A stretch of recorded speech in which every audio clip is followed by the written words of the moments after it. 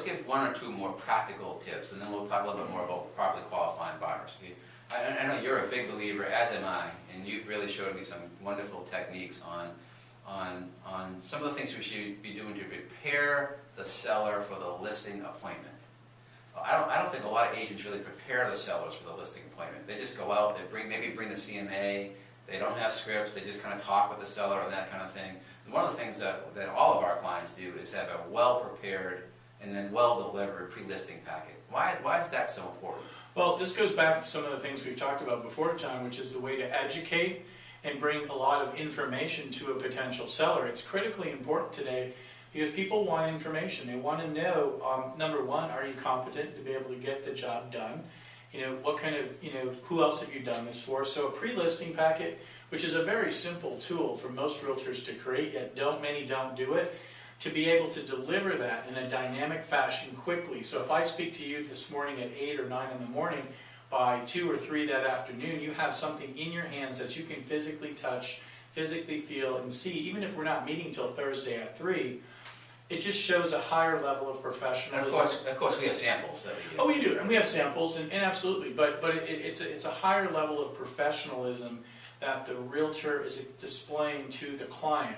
And I think that here's the key thing: most people aren't accustomed to that. Right. They're accustomed to a realtor walking in, opening their, here's what I do, here's what I do, here's my listing book.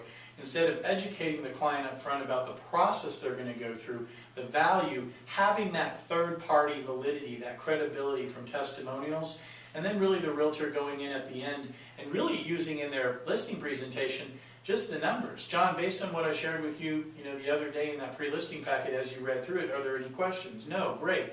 Let's talk about the numbers because that's the important piece of what we're going to discuss today. So that education process up front, even if it's an $80,000 listing or if it's a $1 million listing, that has to happen. And now, Michael, I think the second component to it, well, just one more practical tip here, in addition to delivering the pre-listing packet and have it be very professional, is understanding that this transaction is about the seller, not about the agent. Correct. And you know and I know many agents go into that listing appointment all prepared to tell those sellers how wonderful the agent is, and never really find out why the seller wants to sell or is considering selling in the first place, or not truly understanding the needs and desires of the seller.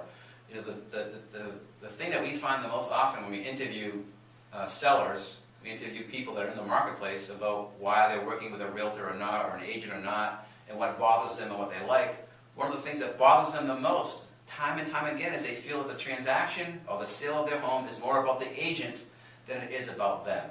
And I think that's where you and I come in, educating and coaching agents about what they can be saying and should be saying when they go into listing appointments, and how to make that seller genuinely feel like this transaction is about the seller, not about the agent. Well, it's absolutely true, and it is about the seller, and by asking really specific questions, like we've talked about, John, what's most important for you in getting your home sold? Eileen, your spouse, what's most important for her?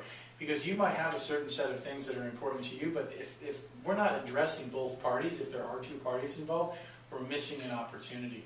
We have to be asking great questions, and that qualifying piece for the sellers is absolutely critical.